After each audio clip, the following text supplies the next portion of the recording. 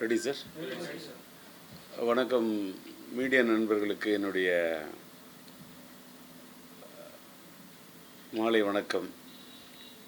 ஒரு திரைப்படம் பார்த்துவிட்டு இந்த படத்தை ஒரு பிரத்யேக காட்சிக்காக ஏற்பாடு செய்திருந்தார்கள்.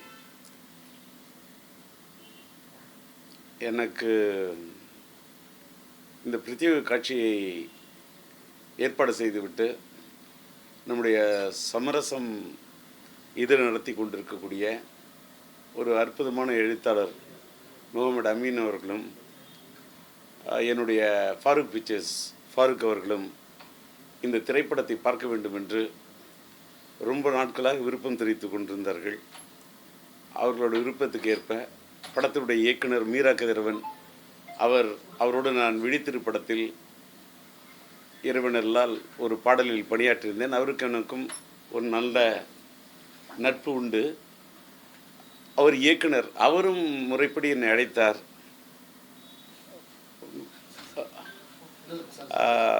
மீரா கதிரவனுக்கு என்னுடைய முதற்கண் என்னுடைய வாழ்த்துக்களை தெரிவித்துக் கொள்கின்றேன். அவர் மேலே எனக்கு பெரிய மரியாதை உண்டு. அவருடைய 2 படைப்புகளுமே, அது முதல் படைப்பிலேயே அவருடைய முத்திரையை பதித்தவர். விழித்திரு அது ஒரு வேறு கோணத்தில் அவர் எடுத்திருந்தார். ஆனால் என்னை பொறுத்தவரையில் இந்த படைப்பு அவருடைய வாழ்க்கையிலே ஒரு இதை நான் வார்த்தைக்காக சொல்ல ஒரு பெரிய முத்திரை. என்னோட முகத்தை நீங்கள் பார்த்தீங்கன்னா தெரியும். நான் போய் படம் பார்த்துட்டு ஒரு இறுக்கமான சூழ்நிலைக்கு ஆளாயிட்டேன். முகத்தை போய் நான் நல்லா கழுவிக்கிட்டு தான் வந்தேன். இது வார்த்தைக்காக இல்லை. ஏன்னா ஒரு படத்தை முடிச்சு விட்டு நான் ஒரு கண்ணீர் மல்கதான் ஒரு கண்ணீர் கடலில் மிதந்து விட்டு அதற்கு பிறகுதான் நான் வந்தேன். சில படம் மட்டும்தான் சில பேர் ரொம்ப பாதிக்கும்.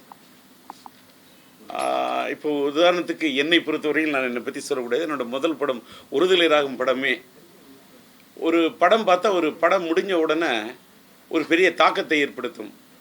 அதே மாதிரி பல படங்கள் இருக்கும்.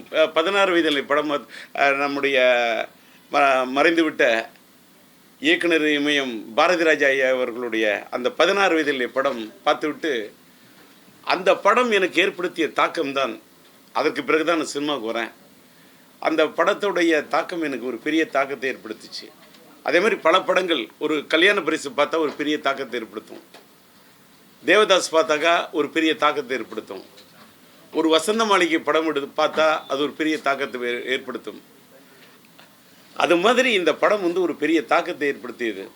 இதில் நான் நிறைய சொல்லணுன்னா ரொம்ப வெளிப்படையாக சொல்லணும்னு சொன்னால், நான் இதை பற்றி பேசணுன்னா நான் மணிக்கணக்கில் பேச வேண்டிய ஒரு கட்டாயத்துக்கு ஆளாவேன். எதை பற்றி சொல்கிறதுன்னு எனக்கு தெரியல. என்னன்னு கேட்டாக்கா, இது முதல்ல நம்பர் 1 இதோட இந்த கதை களம். ஒவ்வொரு படத்துக்கு ஒரு கதை களம் இருக்கும். இந்த படத்துடைய கதை களத்தை எடுத்துக்கொண்ட விதம் இருக்குல்ல, ரொம்ப அற்புதம். இதில் நடித்தவங்களை சொல்கிறதா, நட்சத்திரங்களை பற்றி சொல்கிறதா, இந்த படத்தை இயக்கிய இயக்குனர் ஒவ்வொரு ஃப்ரேம்லேயும் அவங்க எந்த அளவுக்கு உடைத்திருக்கிறார் என்பது தெரியுது. படத்தை முடிச்சுட்டு பார்க்குறேன், ஃபைனலில் அந்த கிரெடிட் கார்டு போடுறாங்க, யார் யார் பணியாற்றுறாங்கன்னு. இத்தனை உழைப்பாளிகள் இதில் உழைச்சிருக்காங்களான்னு பார்க்கும்போது அது நிச்சயமாக உழைத்திருக்க முடியும். ஏன்னு கேட்டாக்கா, ஒரு கைத்தறி நெசவு கொண்ட கடையநல்லூர் எனக்கு தெரிந்த பகுதி. கடையநல்லூர்லேருந்து மறைந்து விட்ட இயக்குனர் காஜா என்னுடைய நண்பர். அவர் அந்த ஊரில் வாழ்ந்தவர். அவரை அந்த ஊரை பற்றி நான் கேள்விப்பட்டிருக்கின்றேன். பல நண்பர்களோடு கடையநல்லூர் இந்த நண்பர்கள் என்னோடு பயணித்திருக்கிறார்கள். மீரா கதிரவனை என்னோடு பயணித்திருக்கிறார். ஆனால் அப்படிப்பட்ட மீரா கதிரவன் தந்த கடையநல்லூரில் போய் படம் எடுத்தாரா இல்லை வாழ்ந்து விட்டு வந்திருக்கிறாரா தெரியல. இப்படி ஒரு வாழ்வியலை படம் பிடித்து காட்டக்கூடிய ஒரு இயக்குனர் தமிழ் திரையுலகத்தில் இருப்பது இந்திய திரையுலகத்துக்கே ஒரு பெருமை சேர்க்கக்கூடிய ஒரு இயக்குனராக அந்த படைப்பை படைத்திருக்கிறார். அதாவது நிறைய பேசணுன்னா பேசிக்கிட்டே இருக்கலாம். அதற்கு அந்த கதை களத்தை, அதாவது இந்த கைத்தறி நெசவு என்பது இன்னைக்கு ஒரு விசைத்திரை வந்த பிறகு கைத்திரை நெசவு என்பது அந்த மக்கள் நசிந்து விட்டார்கள். அந்த அவர்களுடைய உணர்வு அந்த கால்குழியை மூடின பிறகு அந்த வீடு, அந்த வாழ்க்கை, அந்த கைத்தறி எல்லாத்த விட ஒரு படத்தில் வந்து என்னுடைய இணைய நண்பர் கஸ்தூரி ராஜா அவர்கள், அவர் என்னோட நண்பர், எல்லாத்துக்கும் மேற்பட நானும் அவரும் முன்னாடிய நண்பர்கள். அது வந்து அவர் என்னோட ஒரு ஒரு ஒரு கட்டத்தில் பணியாற்றியிருக்கிறாரு. அவரும் நானும் ஒன்றா பயணிச்சிருக்கோம். அதனால் இந்த படத்தில் அந்த கதாபாத்திரத்தில் யூசுப் கதாபாத்திரம் என்று நினைக்கின்றேன். அந்த பேர் அப்படியே அவர் யூசுஃபாகவே வாழ்ந்திருக்கார். அப்படி இந்த கை தண்ணி வந்து கையை கழுவிட்டு அந்த உதறதா இருக்கட்டும், அந்த துண்டு எடுத்து உதறதா இருக்கட்டும், அப்படியே அந்த பையனை இது பண்ணணும் நடை தளர்ந்து அந்த அந்த பையன் கதாநாயகன் ஈசான்னு நினைக்கிறான். அவன் நடிக்கவே இல்லை. அந்த பையன் அவன் அந்த கதாபாத்திரத்தில் வாழ்ந்திருக்கான். அது அந்த உடம்பை வந்து குறைச்சி ஃபர்ஸ்ட் ஹாஃபில் வந்து ஒரு அந்த யூத்தாக இருக்கக்கூடிய மேட்ரு முடிச்சுட்டு அந்த செகண்ட் ஹாஃபில் அந்த பையன் அந்த தாடி கிடிலாம் வளர்த்துட்டு அப்படியே அந்த பயணம் போயிட்டு வந்த பிறகு வாழ்க்கையில் அத்தனை துயரத்தை பயணத்தை சந்திச்சாரான். அந்த சஃபர், அந்த சஃபரால் அவனோட வாழ்க்கையில் சந்தித்த சஃபர் என்று சொன்னால் ஆங்கிலத்தில் அந்த துன்பம் துயரத்தான் தாங்கினானா. சஃபர்னு சொன்னால் இந்தியில் வந்து நம்ம உருதில் சொல்லக்குள்ள அது பயணம்.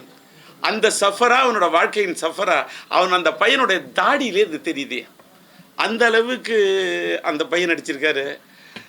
ஒரு அதே மாதிரி இசை வந்து சாமி வந்து ரீரெக்கார்டிங் ஸ்கோர் எக்ஸ்ட்ராடினரி. எனக்கு யாரை பற்றி பேசுகிறதுன்னு எனக்கு தெரியல. அது படத்தோட கலை வந்து கலை இயக்குனர் இருக்காரா, இல்லை மீரா கதிரவன் வந்து அங்கே இருக்கக்கூடிய வாழ்க்கையின் யதார்த்தத்தை எடுத்து படம் பிடிச்சிருக்காரா.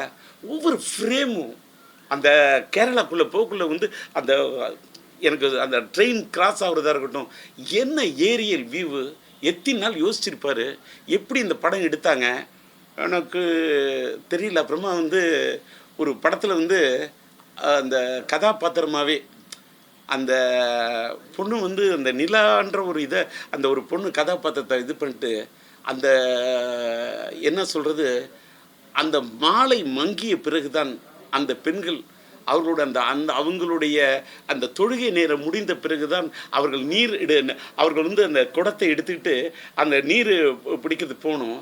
அப்போ அந்த காதலை வெளிப்படுத்துறதுக்காக அந்த பையன் அந்த கொண்டு வந்து அந்த சோப்பை எடுத்து அந்த குடத்துக்குள்ளே போடுறது, அந்த இடம் எனக்கு இப்போ கூட அதான் டச் பண்ணுது. அந்த குடத்தில் வந்து அதெல்லாம் வந்து அது ஒரு வாழ்க்கை, இது ஒரு வாழ்வியல், இது ஒரு படமாகவே நான் பார்க்கல.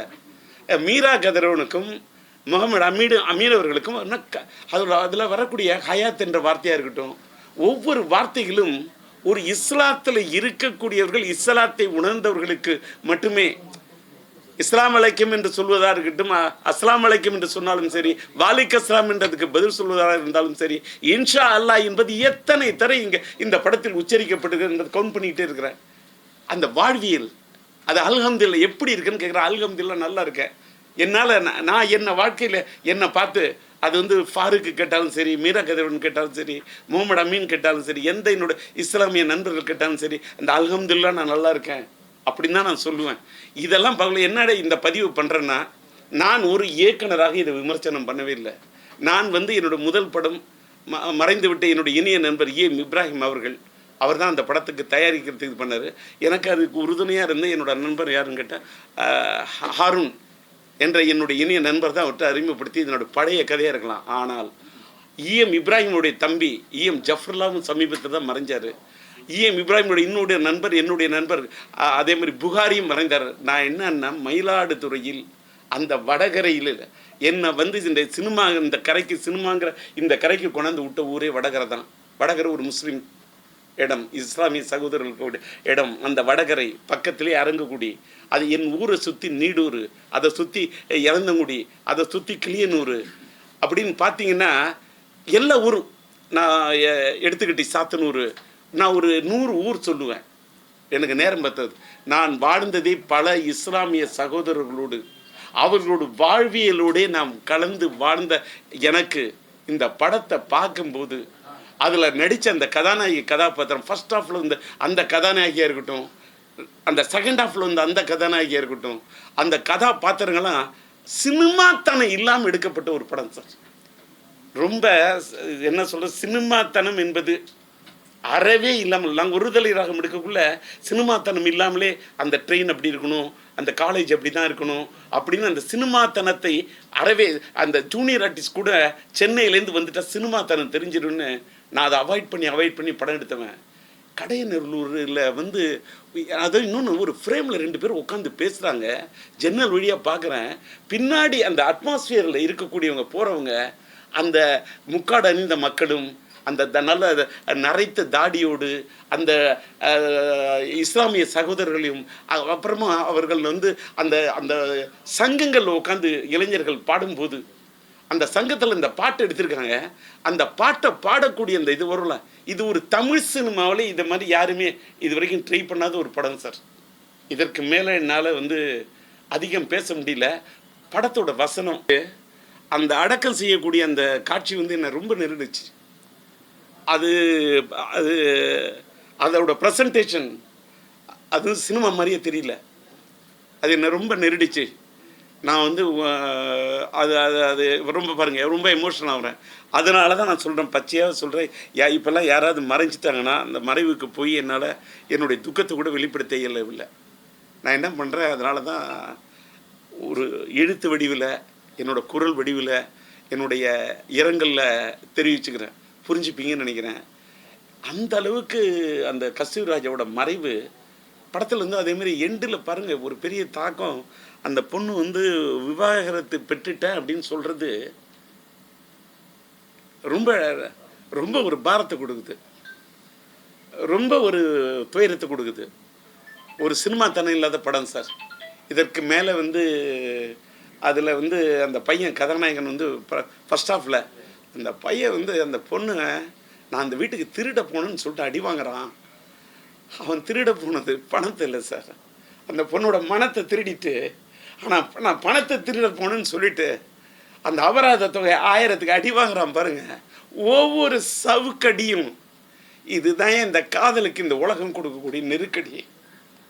இது இஸ்லாமிய சகோதரர்கள் இந்த படத்தை பார்க்கும்போது அவர்கள் மனமுருகி அவர்கள் ஒன்றி பார்ப்பார்கள் என்பதை விட இதயம் இருக்கக்கூடியவர்கள், மனம் படைத்தவர்கள், மதத்துக்கெல்லாம் அப்பாற்பட்டு மத நல்லிணக்கத்தோடு சொன்ன காதல் மனம் படைத்தவர்கள் இந்த படத்தை, உண்மையான காதலை நேசிப்பவர்கள் இந்த காலத்திலும் இருந்தால், ஒருதலை ராகத்தில் இருந்து வந்த இந்த ராஜேந்தர், உயிரோடு எடுத்த இந்த ராஜேந்தர், மைதிலி என்னை காதலை எடுத்த இந்த ராஜேந்தர், கிளிஞ்சல்களுக்கு இசையமைத்த இந்த ராஜேந்தர், பூக்களை பறிக்காதல் படத்துக்கு இசையமைத்த இந்த ராஜேந்தர், காதல் அழிவதில்லை என்று படம் எடுத்த இந்த ராஜேந்தர், சொன்னால் தான் காதலா என்று படம் எடுத்த இந்த ராஜேந்தர், இந்த காலத்திலும் கலக்கல் காதல்டா என்று காதலை பற்றியே படம் எடுக்க வேண்டும் என்று துடிக்கக்கூடிய இந்த ராஜேந்தர், காதல் நெஞ்சங்கள் இந்த தமிழ்நாட்டில் மட்டுமல்ல இந்த மண்ணை கடந்து, அது என்னோட நண்பர்கள் பல பேர் வளைகுடா நாட்டில் இருக்கணும், இந்த மண்ணை பிரிஞ்சுட்டு நான் தான் காதலிச்ச பெண்ணை பிரிஞ்சுட்டு வளைகுடா நாட்டுக்கு மட்டுமல்ல உலகத்தில் எங்கெங்கோ தன் குடும்பத்துக்காக தன்னுடைய காதலை எல்லாம் புதைத்து விட்டு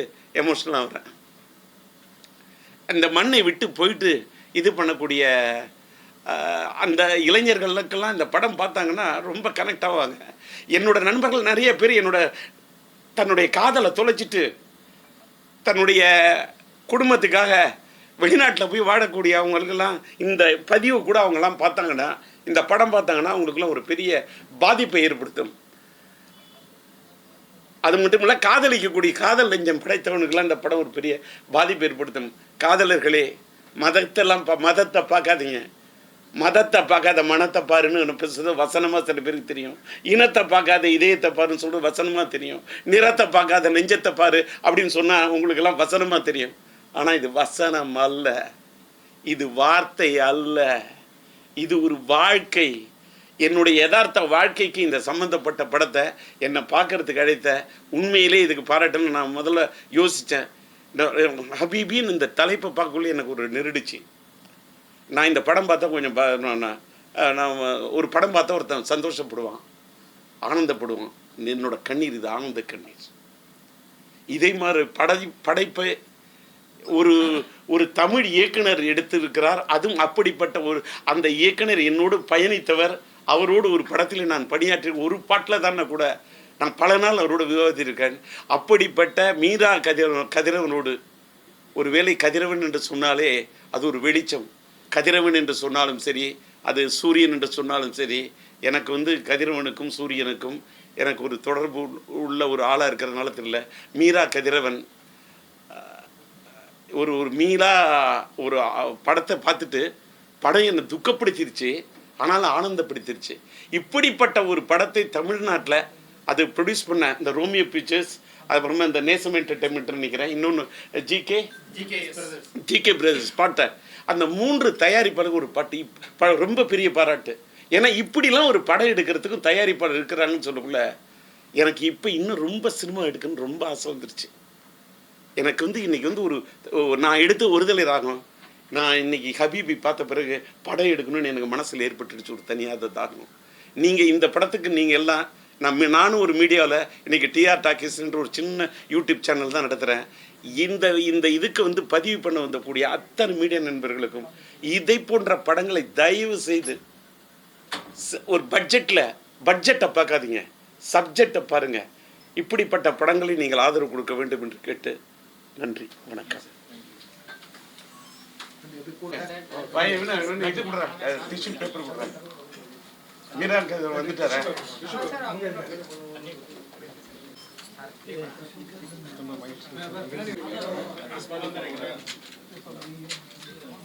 எங்க மீரா கதிரவன் எடுத்துங்க, இது எடுத்துங்க சார், இது எடுத்துங்க. இவங்கள அவர் வந்து இவர் தான் எடுத்து